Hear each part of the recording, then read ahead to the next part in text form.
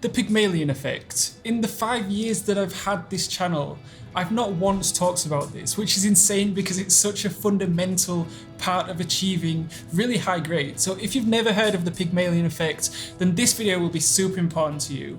The Pygmalion Effect is a psychological phenomenon where high expectations lead to improved performance in a given area. So basically, it's the theory that high expectations lead to better performance and low expectations lead to worse performance. And both effects lead to a self-fulfilling prophecy, and Will Smith explains it perfectly. He who says he can and he who says he can't are both usually right. And super quick before we start, you've probably noticed I have a different background. We're in the middle of a lockdown here in Vietnam, so I'm not able to travel to my office where I would normally film.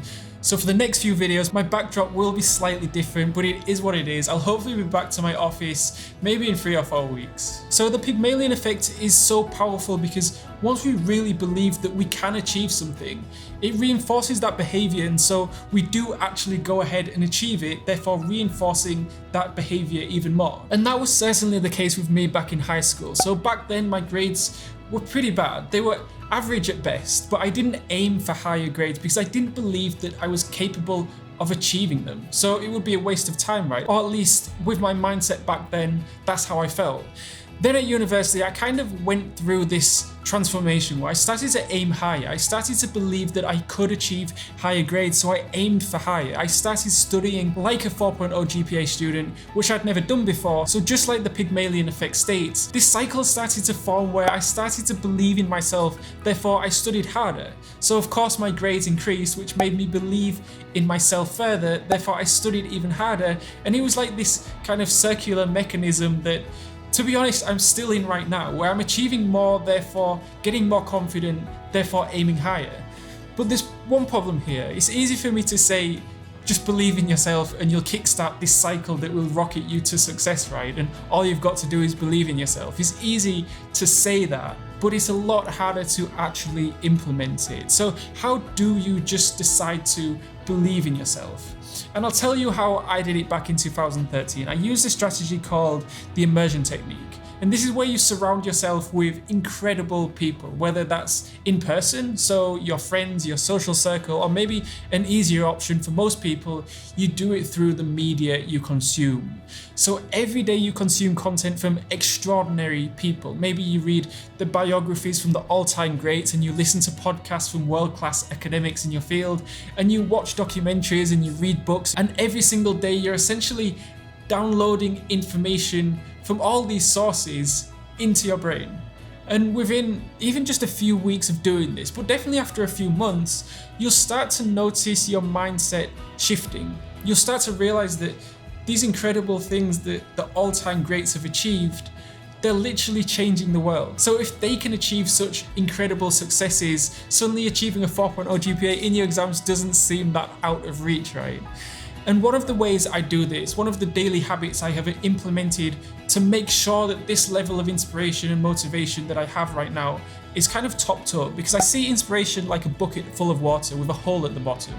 You need to keep your inspiration topped up, or eventually it will run out, right? So one of the main ways I achieve this is I use an app from this video's sponsor, Shortform. Now, Shortform is a powerful way to learn the main ideas from non-fiction books, but I don't want you to think of Shortform as just another book summary app, because it's so much more powerful than that. So I was actually using Blinkist, which is a book summary app, every day for months, but I switched over to Shortform a few weeks ago, and it's just so much better because it collects kind of key ideas from the book and it gives you a really intelligent analysis. So you have what is essentially a kind of compact mini lecture. And I've built consuming these kind of mini lectures into a 20-minute daily habit, because I think every day, if we just learn one new thing, in a few months we'll be significantly more knowledgeable just from that small 20-minute daily habit, right? So when I shower, it usually takes about 20 minutes. So I'll put a short form audio summary on every single morning. And this morning I just finished listening to Atomic Habits by James Clear, a ridiculously important book when it comes to just getting more out of life. I read the book before, but it was nice just to have a quick recap with a short form summary. And the app covers other genres like self-improvement, productivity, and education, and so much more. And they drop new book guides and articles every week so subscribers can vote on what books to cover. So if you want to check it out, click on the link in the description where you'll get a 5-day free trial. And I think that is how you start to believe in yourself and essentially trigger this Pygmalion effect into working for you. And I'll be honest with you, it does take time, right? Using the immersion technique and immersing yourself with inspiration, the effects won't be experienced overnight. And for me, it probably took about 6 months of consuming inspirational, positive, motivational, educational content for at least 2 or 3 hours a day, every single day for those 6 months. But when I started to see those changes in the way that I lived my life, I was just so much more motivated, and I wanted to learn more, and I wanted to do more and achieve more. And because I was achieving more, it just kept feeding my motivation. So at university, it was the first time in my education that I actually felt good about studying, right? Because I was achieving really quite good grades. So naturally, I felt good. I felt like I wanted to study. I was motivated to keep going. And it was this kind of uphill spiral that to this very day, 7 years later, I'm still riding on. The Pygmalion effect is so powerful, in fact, that it even determines how other people treat you. So the Pygmalion effect is also called the Rosenshall effect, named after Harvard psychologist Robert Rosenshall. And he designed an experiment where he had a group of rats and a group of participants. And the task of the participants was to train the rats into completing a maze. And the participants were told that half the rats were extremely intelligent and the other half were extremely dumb. In reality though, the research was lying to the participants, and both groups of rats had the same level of intelligence. But interestingly, the participants treated both these groups of rats very differently. They put more effort into training the intelligent rats than they did the dumb rats. And this shows how even the expectations of rats can influence how they are treated.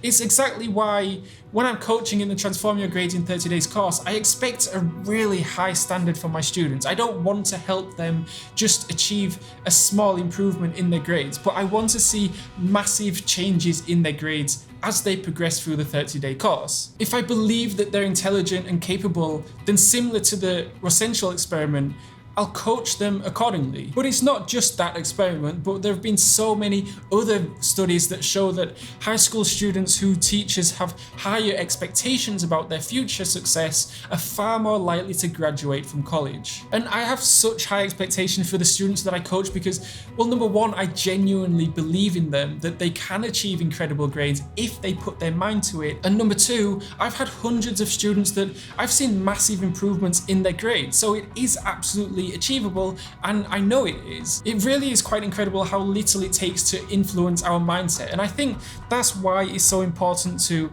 at least be aware of the Pygmalion effect. I'm a massive advocate of this idea that you are the average of the 5 people you spend the most time with, right? And if you're surrounded by people that are motivated and inspired to help pull you up and become a better person, then that's awesome. However, if there are people maybe in your social circle that maybe have more of a detrimental effect on your mindset, then that can be a big problem. Now, there is one disclaimer, and it seems that these days I usually tend to have at least one disclaimer in each video, but it has to be said that you should be aiming for higher grades. You should be aiming for incredible grades, but at the same time, you need to be realistic. If you're getting, I don't know, D grades throughout the whole year, but you aim for A grades next week, obviously that's not very realistic, and it could actually act to demotivate you rather than motivate you. So do keep that in mind. I think the term be realistically ambitious fits really well here. And of course, it goes without saying, it's no good setting these incredibly high expectations but not putting in the action to achieve them, right?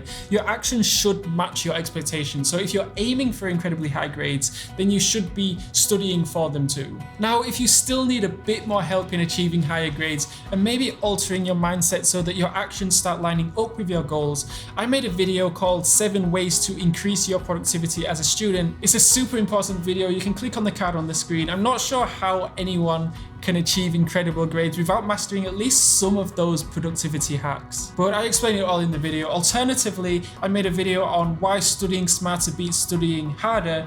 You can click on the card on the screen, and whichever video you choose, I'll see you over there. And once again, if you're interested in checking out the short form app that I mentioned earlier in the video, there's a link in the description below for your 5-day free trial.